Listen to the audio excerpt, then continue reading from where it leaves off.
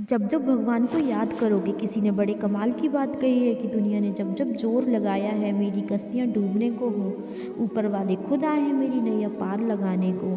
तो स्टोरी को स्टार्ट करने से पहले तो चैनल को सब्सक्राइब करें और कहानी को अंत तक देखें ताकि मोरल समझ में आए। आज एक राजा ने भगवान श्री कृष्ण का मंदिर बनवाया और उसमें पुजारी को नियुक्त किया। राजा की उम्र हो चली थी, पुजारी जी भी बूढ़े हो चले थे। इतने वर्षों में एक ही नियम बना हुआ था कि सुबह सुबह राजा जो थे वह अपने सेवक के साथ में एक माला भिजवाते थे। पुजारी जी उस माला को बिहारी जी को भगवान श्री कृष्ण जी की मूर्ति को चढ़ाते थे। उसके बाद में राजा जब दर्शन के लिए आते थे तो पुजारी जी वह माला भगवान की मूर्ति से निकाल करके राजा जी के गले में डाल देते थे। यह परंपरा सी बन गई थी। एक दिन ऐसा आया कि राजा जी की थोड़ी तबीयत खराब थी। उन्होंने सेवक से कहा कि आप यह माला लेकर जाएं और पुजारी जी से कह दीजिएगा कि आज राजा साहब नहीं आएंगे तो प्रतीक्षा ना करें। सेवक माला लेकर गया, पुजारी जी को पूरी बात बता दी। पुजारी जी ने कहा माला बिहारी जी को चढ़ा दी और उसके बाद पुजारी जी सोचने लगे कितने वर्ष हो गए हैं, परंपरा चली आ रही है लेकिन मैंने कभी भगवान जी की उतारी माला नहीं अपने गले में पहनी। शायद यह प्रभु जी की इच्छा है, शायद ऐसा अवसर आया है कि आज राजा जी नहीं आएंगे और आज मेरे पास मौका है। परंपरा तो थी, माला तो निकालनी थी। उन्होंने माला निकाली और खुद पहन ली। इसी सब के बीच में सेवक जो था वह दौड़ते हुए आया और कहने लगा कि राजा साहब को ठीक नहीं लग रहा है, उन्हें तबीयत और ख़राब सी लग रही है, इसलिए प्रभु के दर्शन करना चाहते हैं। जैसे ही पंडित जी को मालूम चला, उन्होंने फटाफट अपने गले से माला निकाल के जाकर भगवान श्री कृष्ण जी की मूर्ति पर पहना दी, खुद की उतारी हुई माला। राजा आए और पुजारी जी से कहा, जो परंपरा थी सो से निभाया। पुजारी जी ने मूर्ति से वैसे ही माला निकाली और राजा जी को पहना दी। जब राजा साहब को पहनाई तो उन्होंने देखा कि उस माला में सफ़ेद बाल लगा हुआ था।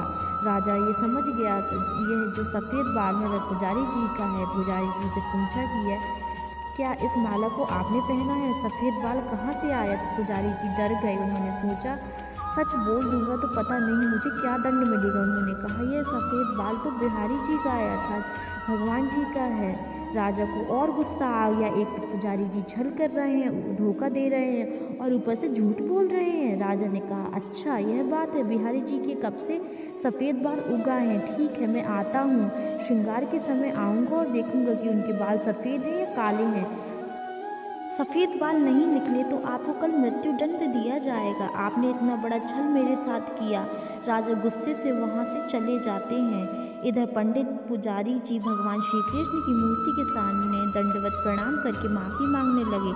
मुझे माफ़ कर दो प्रभु, मैं लोभ में आ गया था। मुझे लगा कि एक बार मुझे भी माला पहननी ही चाहिए, मुझे बचा लो प्रभु। राजा जी नहीं कल तो मौत के घाट उतार देगा। पूरी रात रोते रहे, विनती करते रहे, बेचारे प्रार्थना करते रहे।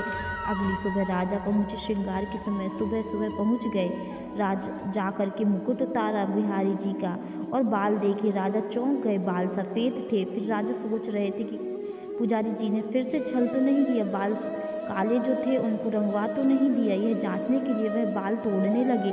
जैसे ही राजा ने बाल तोड़े तो मूर्ति से खून की धारा बहने लगी। राजा प्रभु के चरणों में गिरकर क्षमा मांगने लगे, माफ़ कर दो प्रभु, मुझसे गलती हो गई। उस मूर्ति से आवाज़ आई, राजा तुमने मुझसे सिर्फ मूर्ति माना है, मैं तुम्हारे लिए सिर्फ मूर्ति के समान हूँ, लेकिन पंडित जी ने मुझ में साक्षात भगवान देखे, इसलिए मुझे अपने भक्तों की रक्षा के लिए अपने बालों को सफ़ेद करना पड़ा, खून की धारा बहानी पड़ी ताकि तुम्हें जैसे लोगों को समझ में आए। मानने चाहो तो पत्थर में भी भगवान होते हैं, भाव में भी भगवान होते हैं। जहाँ भाव है वहीं भगवान है। यह छोटी सी कहानी लाइफ में इंस्पिरेशन देती है कि उनके ऊपर वाले के आशीर्वाद के बिना कुछ भी संभव नहीं है। इसलिए आपसे कहता हूँ ऊपर वाले के आशीर्वाद के साथ कर दिखाओ जैसा दुनिया आपको करना चाहे आपके जैसा।